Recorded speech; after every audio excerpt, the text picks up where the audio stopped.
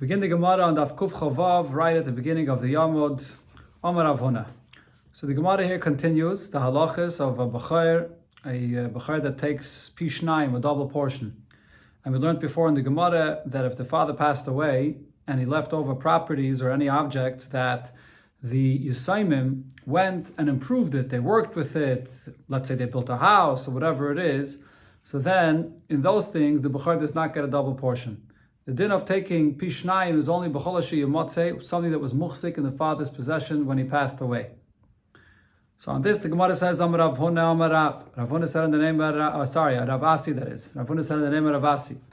B'chair shemicha, a b'chair that protests. Meaning, the b'chair says that he wants to take a double portion from what's here in the properties before the brothers came and went and built and improved it.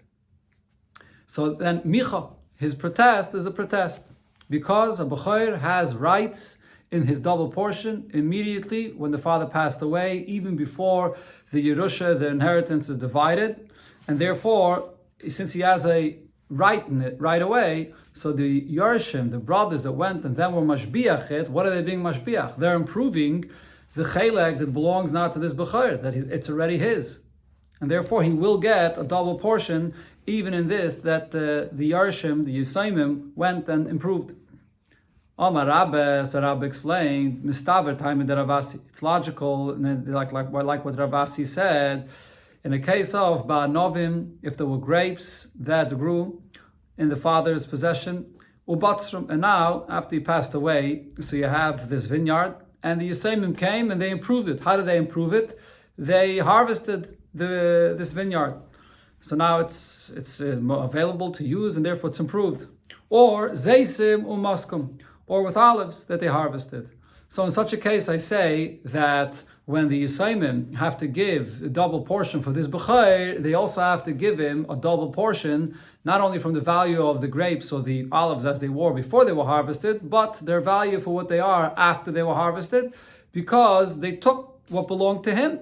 He already claimed it, and he has a right to it, and he was meicher that they should not go and take it and improve it for themselves. And therefore they have to give him back a double portion also of the value of what they improved.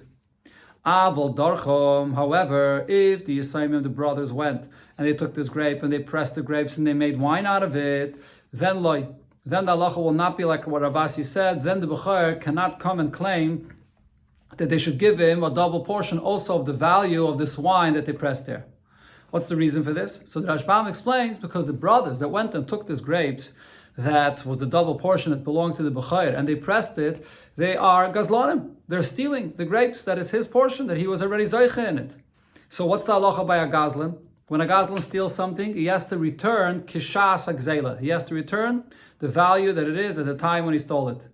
So over here, in this case, when they stole these grapes, because they stole it, and now they went and they turned it into wine. Once you turn it into wine, that's already a shinui. They changed it completely from being grapes to now being wine. Once they change it completely, so then they don't pay the value that it is now, the wine, but they pay the value that it is, kashas agzela, as it was before. So therefore, from the value of the wine that it is now, they're not going to have to return to the b'chair a double portion of that value as well. They give them back only the value, a double portion of what they wore, of the grapes that they wore in the beginning.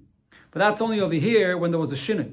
But if it's the grapes, the same grapes as they wore before, elamai, it was harvested, or the olives that were harvested, over there they have to give a double portion of those grapes or olives as they are, because they're the same grapes as they were when they were stolen. Rav Yosef says, Afilu darchim. Even if the Yisaimim, the brothers, went and took the grapes and pressed it and made wine out of it, they have to give back to the brother, the b'chair, a double portion of the value of the wine that's now that it was improved. So the Gemara asks on this, how could Rav Yosef argue? Darchim, if these grapes were pressed, before, when they took it, and it wasn't theirs, as I mentioned, they're gazlanim. So it was grapes and hashta chamre, and now it's wine. So it's totally changed. It's a new thing, and they only have to pay back for the gzela as it was b'shas gzela, which is grapes. Why should they have to give a double portion for the wine that it's now? So in other words, the basis of the Gemara's question is that Rav Yosef definitely agrees that a shinui, when there's a shinui by a gzela, you kaina, that improvement, and you only give back the value that it is, k'shas agzela. So the Gemara answers that, yeah, you're right. Really, Rav Yosef does not argue on Rabba, because Rav Ukva Bar Chama, what Rav Yosef meant to say is like what Rav Ukva Bar Chama said, basically regarding the same case, as the Gemara will quote soon, and that is Litin Loi Demei Hezek Anovov, that in a case where the Yisayim went and took these grapes and they pressed it, and then what happened is the wine spilled out, and now it's ruined, it's destroyed. What do they have to pay back the b'chor that they took away from him, the double portion? They only have to pay the damage of the value of the grapes that it was when they stole it, not the value of the wine that spilled and got ruined. So Hachanami, here as well, when Rav Yosef said, Afilu darchum, all Rav Yosef was saying is that even after it was pressed, Noisaloi demei hazek anavav, that the Yisayim that stole this from the b'chor only have to return the loss of the value of the grapes, not the loss of the value of the wine that spilled. Which means basically Rav Yosef and Rabba here are not arguing at all. They were both saying the same point. Rabba was saying it in the case where the Yisayim stole and made wine out of it, and the wine was better value than the grapes, so they only have to pay back the double portion of the value of the grapes as they were originally. And according to Rav Yosef, he's saying the same point, but in the opposite kind of case, where the wine spilled, and therefore now this wine is worth less than the grapes, they have to give back the value of the grapes that they stole from this b'chor. Where was the statement of Rav Ukva Bar Chama said? Says the Gemara, Hadam Rav Yehuda Mashmul, regarding what Rav Yehuda Mashmul said, basically the same kind of case, b'chor or pashut, sheiniach len aviyim anovim. You have a father that left, he has two sons, one is a b'chor that gets a double portion, one's the next son that gets one portion, and the father left them grapes, ubatzrum, and they harvested it, or zaysim, olives, or muskum, and it was harvested. So b'chor noitel pishnayim. The b'chor gets a double portion of this value of the grapes that are now harvested that have a higher value. Because as mentioned, because he gets it right away, he has his chus in it right away, and therefore whatever improvement happened afterwards happened to his grapes or his olives. And then Shmuel said, Afile darchum, even if they went and the brother went and he pressed it and made wine out of it, the brother will still get a double portion from this wine. So the Gemara asks, like I asked before, darchum, if it was already pressed, meikare invi, in the beginning it was grapes and hashta chamre, and now it's changed, it's wine, why would the brother have to pay him back a double portion of the wine? Once is a shinui and yukaina, so he shouldn't have to pay him back more than the value that it was in the beginning, which is the grapes. And on this, Ma'ukva Bar Chama answered, what he meant to say is that if this wine now spilled, what does he have to pay back? He only has to pay back the value of the grapes, of the damage of the grapes, not of the wine. Ravasi said, a b'chor, when they were dividing part of the possessions or part of the properties of the father, and they divided, let's say, just one field, and the b'chor took in that one field a portion just like a plain brother, kiposhet, like a one, and he didn't take a second portion. Viter. So with this, he's foregoing on taking his double portion as a b'chor. The halacha regarding the b'chor, as we learned already before, is different than the regular Yerusha. It's something which is called a matana, and therefore he can decide that he's giving it up, and therefore if he does not take a double portion in this chelik that was divided, so then he's mevater. He gives up his chelik, his double portion. Amai viter. To what extent do we say that he gives up his double portion? Rav Papa mishmei de Rav Amar. Rav Papa said in the name of Rav, this means viter ba'oisa sada. He gave up a double portion only in this field that they were dividing now, but he didn't give up any more than that. Rav Papi mishmei de Rav Amar. However, Rav Papi said in the name of Rav, viter b'chol anachasim kulam. He gives up a double portion in all of the properties of the father that are going to be divided. Because he didn't take a double portion in this one property in the beginning that was divided, he gives up the double portion for everything. So the Gemara explains what their machlekes is based on. So as the Rashbami explains that logically we say, Anan Sahadi, it's clear to us that once he gives up the double portion in that one field that was divided, that we assume that he's giving up his double portion for all the properties that are being divided. He gives up his entire right to take a double portion as a b'chor. So now, what is the basis of the machlokes? Why did Rav Papa say, according to Rava, that he's only being mevater in that field? So the Gemara explains, Rav Papa mishmei de Rav Ama vita ba'isasada. The reason why Rav Papa says in the name of Rava that he's only giving up his double portion in that field that was divided now. The reason is Kasavar, he holds ein loy lebuchar kaidem chalukah, that a buchar actually does not have a right in this double portion before it was divided. Right, so according to Rav Papa, unlike we said before, Rav Papa holds that because it says in the Torah that the lashon by the b'chayr, that the double portion he gets is called a matana, losses loy pishnayim. So therefore, this matana is only, according to Rav Papa's interpretation of this word losses, that it means only once it's given to him. Once he got it, then it's his. But until then, he doesn't have any double portion, any right to double portion in what was not divided for him yet. And therefore we say, whatever is divided now when he got already, that he can forgive. So therefore we say that he's mevater his double portion here. But idach and the rest of the father's properties, lo yachol, he didn't get it yet. So therefore he can't be meichel. It's a davar shaloi bala olam. It's not yet in his possession. So how can it be meichel this? Rav Papi mishmei de Rava, Rav Papi says in the name of Rava, viter b'chol and achasim kulam. Once he gives up his right in this field as a b'chayr, the double portion, he gives up. We say that it's all, he doesn't get any double portion at all.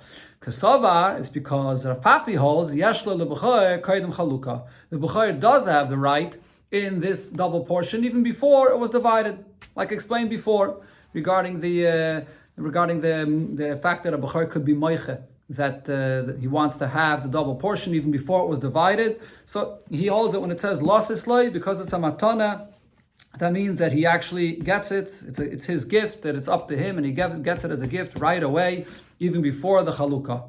And therefore we say, the svara is that if he has the ability to be moichel in the rest, because we say that it's all his right away, so then anan sahadi, that when he's moichel and he forgives and taking the double portion in one field and one property, that means he's giving up his entire right to take a double portion as a b'chayr, and he doesn't get anything at all. Now says the Gemara, Rav Papa, this that Rav Papi and Rav Papa argued about Rava's opinion regarding this, lav b'feidish itma. It's not something that they heard clearly from Rava. Elo miklole itma. They learned it out from a psak din that Rava said regarding a certain incident. What was the story that happened? Tahu b'chayr the azul zav nichsid idei the poshet. A b'chayr went and sold from the inheritance. He sold his own portion, and he also sold from the poshet from the other brothers. So also Yasmi b'nei Pashet lemechel tamri mahanu lekuchay. So the brothers, the ones that were take the regular portion of Yerusha, they went to eat from the dates of the trees from these buyers that bought the property from this b'chayr that sold it without their consent, without asking them. What happened? Machunu. The buyers went and were hitting them, were stopping them from eating from the dates that they bought from this person. So the question is this sale a good sale? Did the b'chayr have the right to sell it without their permission or not? So Amalahu Kraivim, the relatives of these Yisaimim that wanted to come and eat and take back the possessions, the portion of the inheritance that belonged to them that was sold without their consent. So the Kraivim tell them, not enough that you went and you bought their properties without their permission. You're also now coming and hitting them and preventing them from eating from their fruits. So they came to Rava, Malahu. So Rava said to the buyers, that the b'chayr that sold the properties that were not his, he didn't do anything. Whatever he did, the whole sale is null and void. Now, what did Rava mean to say when he said that the whole sale is null and void? Here is where Rav Papi and Rav Papa argued. Mar Sovar, Rav Papi held le'asaklom bepalge, that the sale of the b'chayr is not a sale only regarding what he sold of the brothers, and also from his part, from what he sold, which is the regular portion of the Yerusha, that since it wasn't divided yet, so therefore the rights of selling does not begin yet, because you don't have a chelik in the Yerusha, in the inheritance, until it's divided. The chalukah is what gives you the rights, but it's only in that part though. However, in that part of the b'chayra and the double portion that the b'chayr gets, that the b'chayr gets as soon as the father passes away, even before the chalukah. and that part is sold. Okay, so that's why when Rabbi Sallallahu he meant bepalga, only in the part that's not the portion of the bechira. Omar Savar, however, Rav Papa held bekulu, that Rava meant to say that even in the portion of the bechira, the entire sale, whatever he sold is not sold. Just like the chelik of the regular Yerusha, you don't have any rights to this Yerusha until after the Chalukah. So too, regarding the double portion of the bechira, you don't have any rights to it until the Chalukah, and therefore whatever the bechira sold is not sold at all. This was the argument and what Rava meant in his psak din here. Shalchu mitam, the halacha about this was sent from Eretz Yisrael. Bechira shemocha kaidem Chalukah, a bechira that sells before the division, le'asa klum, he has done nothing.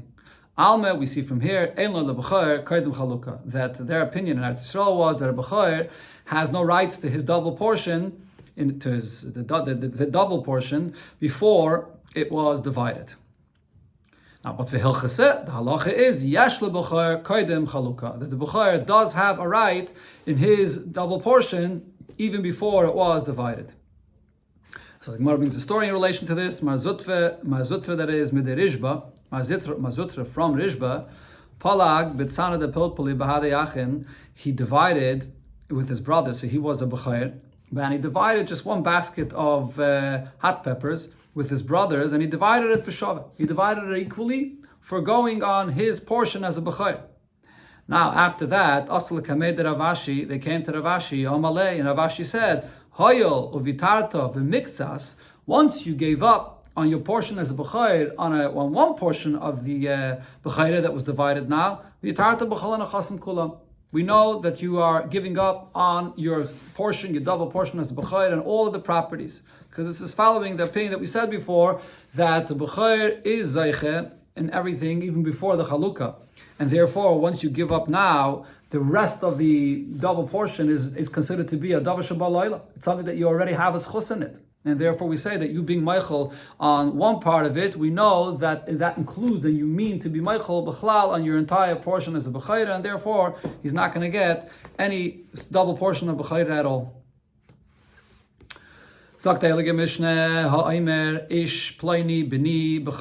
A person comes and says that this son, my son Pliny, which is a b'chayr, lo yito pishnai, he should not take a double portion. Or the father comes and says before he passes away, Ish Pliny Bini, that specific son, Lo Yirash Emechov, should not inherit together with his brothers. Lo Yamaklum, what he said, it does not take effect at all. Hisna Amash Akasa, because he's making a condition, he's saying something which uproots the halacha of the Torah. The Torah says that you have to give a double portion. The Torah says that each brother inherits, and the father can't come and uproot what it says in the Torah. Okay, the Rashbam brings that this is a stam mishnah here that's saying a halacha. Okay, now this is part of the mishnah over here. Let's go on weiter. Hamachalik nechasov, a person lebanov, the Bach adds, a person that's dividing his inheritance with his alpiv according to what he wants. Meaning, he's not saying that this brother should not yarshin, this brother should not get a double portion. He's deciding now before he passes away how he wants to distribute his possessions, his assets. Riba le'echad, he gives more to one, umiyit le'echad, and he gives less to another. And v'hishvulanes ha'b'chayr, and he gave the b'chayr that he should get a portion that's the same like the rest of the brothers, and he gave this as a gift.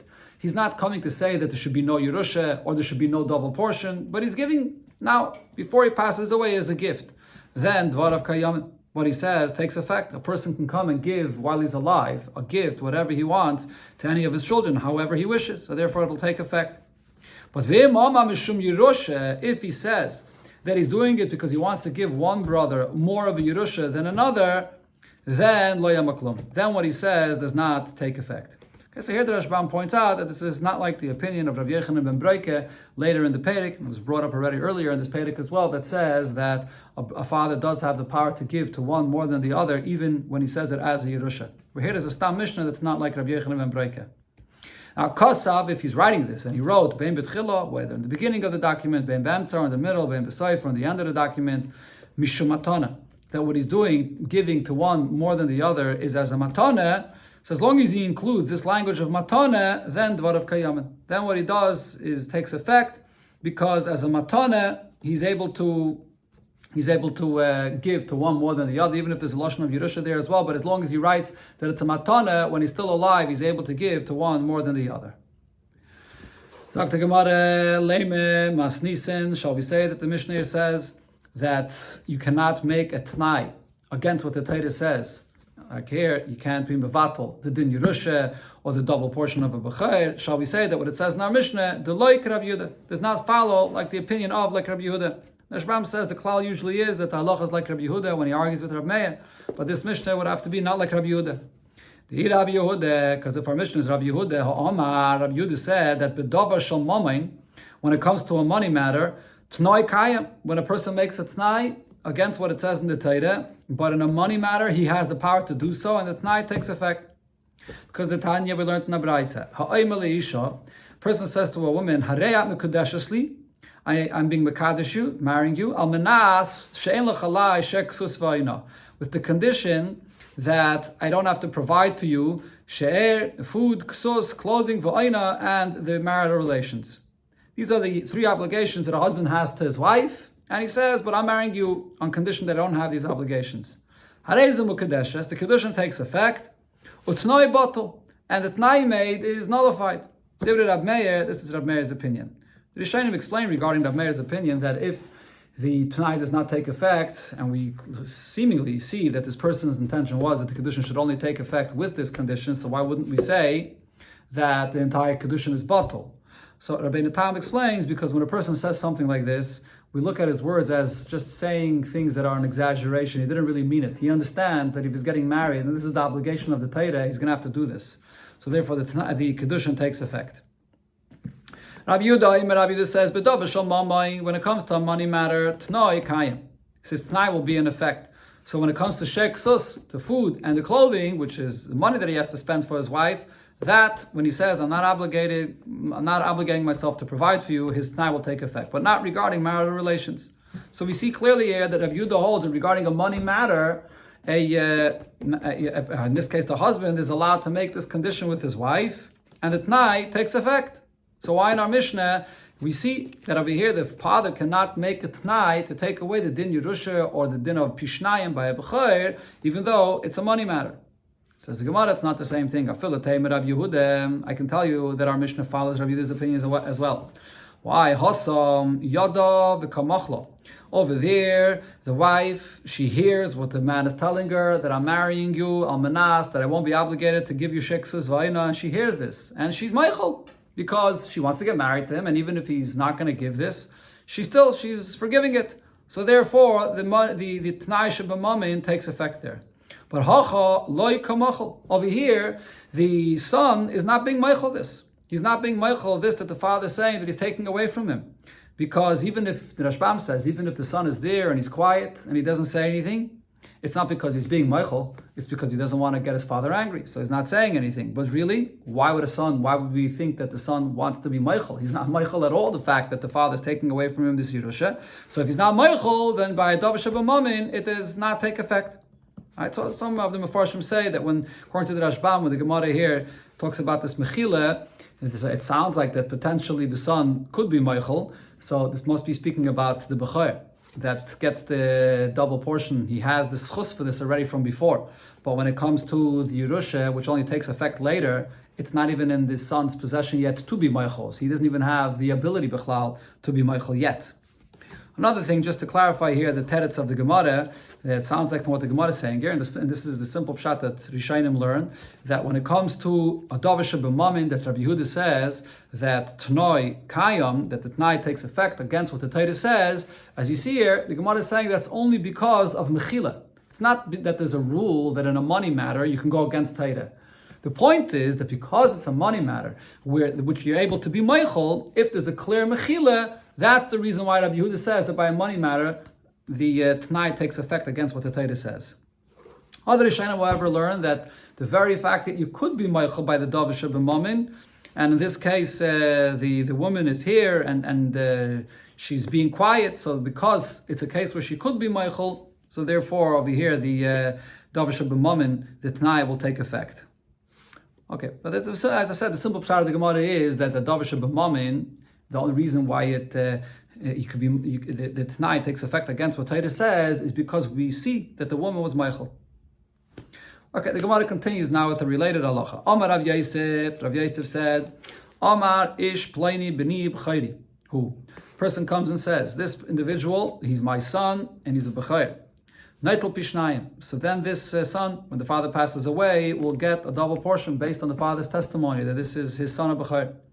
However, if what the father said was, ish pleini b'chayru, this is a b'chayr, this person is a b'chayr, he didn't say explicitly b'chayri, that it's my b'chayr, it's my firstborn, then he does not take a double portion, because we can say dilme, maybe what he meant to say is buchre de ima kamar. He was referring to him as a b'chayr because he was a firstborn to his mother, but he didn't say b'chayri. He didn't clearly say that this is my firstborn. And regarding Yerusha, you have to be the father's firstborn in order to get a double portion.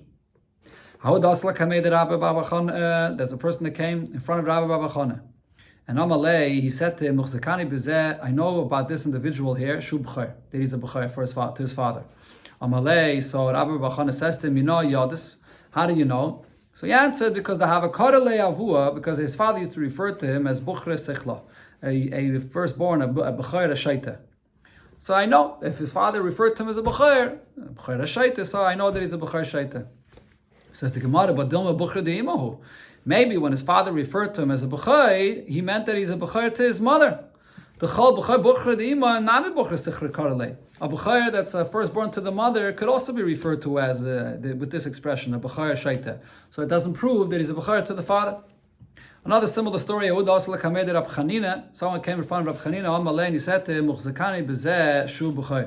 I know about this individual here that he's a B'chayr. Amalei Rab Chanina says to him, you know Yodis, how do you know this? Amalei, because the Chava also Gabei Avua, when they came to his father, Amalahu, he said to them, so these people came to his father, they had an issue with their eyes, so he said to them, Zilu legabe shikchas biri, go to my son Shikchas, the Bukhruhu, he's a B'chayr, umasik ruke, and his saliva is able to heal the illness that you have in your eyes. So we see that his father referred to him as Shikchas Bukhra, the Shikchas my B'chayr. So the Gemara says again that it's Chayr, not a Raya, because V'dilma Bukhra de Imahu. Maybe this is a B'chayr, the firstborn to the mother, but not the B'chayr to the father. But the Gemara says, Gemiri, we have a tradition, we know that Bukhra the Abba, Masik Ruke. The firstborn to a father, so his saliva is able to heal the eyes. Bukhra the ima, but the firstborn to the mother, loy masiruke. His saliva will not heal, so therefore this is a raya that this was a b'chayr to the father.